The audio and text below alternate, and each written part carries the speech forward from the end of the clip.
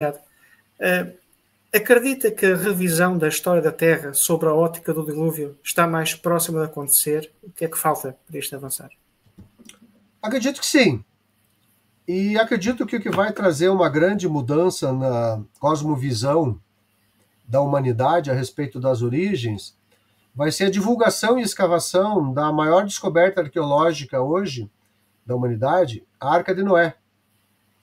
Que é o que consta, ela está lá no Monte Ararat, na Turquia. Ela foi descoberta em 2008, pouca gente deu bola para isso. A imprensa foi chamada a divulgar hoje e amanhã eles esqueceram o tema, né? Ela foi descoberta lá em 2008 por um guia de montanha chamado Ahmet Ertuğrul, juntamente com um grupo de cristãos chineses lá do Hong Kong. O Ahmet é filho de um senhor que administrava um castelo lá na Rota da Seda, na Turquia, na cidade de Gubayazit, fica do lado da montanha, lá do Ararat, que ali você tem a Armênia, tem a Turquia, a Geórgia e o Irã para cima. E ele sempre quis, desde criança, ele queria ser guia de montanha, porque o pai dele foi, o tio dele foi, e assim sucessivamente, a família era o guia de montanha. Ele sempre quis tentar descobrir a Arca, a curiosidade dele é descobrir a Arca, porque toda a vida em volta do Ararat, ele, por exemplo, ele chama o Ararat, nós chamamos de Ararat, né? Do reino de Urartu, lá da Bíblia e tal. Eles chamam de Montanha da Dor, Agridagi. Por que Montanha da Dor? Porque Noé deve ter tido uma dor, um trauma terrível quando desceu de lá e viu o mundo todo destruído. Se você vai pesquisar, eu trato algumas coisas aí no livro, vou aprofundar isso um pouco mais agora. As cidades têm nomes relativos a Noé, ao dilúvio, à arca. Tem um lugar lá que embaixo de uma mesquita islâmica tem o túmulo de Noé. Está escrito lá desde séculos passados. E tem uma cidade que tem o nome A Mãe Está Aqui, a esposa de Noé.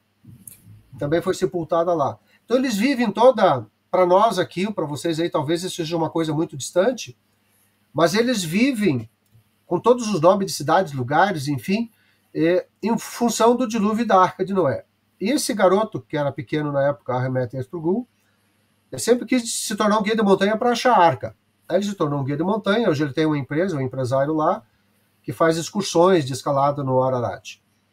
E um dia ele estava contando a história que esses cristãos chineses, vinham várias vezes lá na região, conversar com as pessoas mais idosas de todos os lugares ali, a respeito do dilúvio, a respeito da arca, de uma maneira bem respeitosa, ganharam a confiança dele.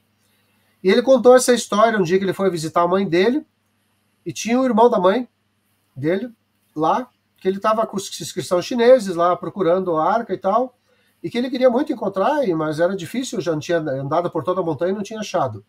Aí o tio dele disse assim, você quer? Eu vou te contar onde que ela está. Aí ele contou uma história, o tataravô dele tinha descoberto a arca, há 300 anos antes, contou para o filho mais velho, que contou para o filho mais velho, mas era guardado como um segredo de família. E o Ahmet, com essas informações, localização, direção e tal, foi lá na montanha e achou a arca. Né? Considerem que o Ararat tem 5.137 metros de altura. É uma montanha que já tem falta de oxigênio bem reduzido lá em cima, então as pessoas têm que se adaptarem para isso. O que ele descobriu ao longo do tempo? Que ela está quebrada em 3 partes. Um pedaço está a 3.900 metros de altura, enterrado na montanha, e outra parte em cerca de 4.700 metros de altura. E o terceiro pedaço eu não consegui informação de onde ela está. Tá? Ela está enterrada sob camadas de rocha, de basalto e gelo, porque tem uma geleira lá em cima. Lá no passado deu um terremoto muito grande, a geleira escorregou e partiu a arca que estava dentro da geleira e direcionou ela nesses 2 pedaços. Hoje em dia, ele acessou, tem vídeos para isso, eu trato no meu canal também. A gente entrevistou o Philip Williams, que é um engenheiro americano que também esteve na arca junto com a Ahmet Ertuğrul, levou ele lá. Já tem 14 acessos à arca, são buracos no chão, porque ela não está visível, ela está enterrada. Tá? Que você entra por esses buracos através de rapel, né, de cordas, né? E eles entram em determinados pontos da arca. São 14 pontos de acesso na última informação que eu tive. E que agora, a partir desse ano, diz que desde 2008 eles estão trabalhando para tornar o acesso à montanha protegido. A última informação agora é que o governo turco colocou um batalhão do exército nas áreas de acesso, na área de acesso à montanha, e ela é vigiada por drones, que é para justamente vigiar o sítio arqueológico. e que a partir desse ano, dessa temporada de primavera-verão, que eu vi que deu neve lá em cima agora, disse que deu uma nevasca estranha lá, eles iam fazer o trabalho arqueológico, mapear o site com os cientistas acadêmicos lá da Turquia, da Coreia do Sul e de Hong Kong, né, e da Geórgia, da República da Geórgia, do lado ali, né? Inclusive, na República da Geórgia tem museus que têm vasos e objetos trazidos lá da Arca. E agora a Turquia está construindo ali na cidade abaixo, do Gulbayazit, um museu para receber os objetos da Arca e pedaços da Arca, eventualmente, que sejam trazidos com essas escavações arqueológicas.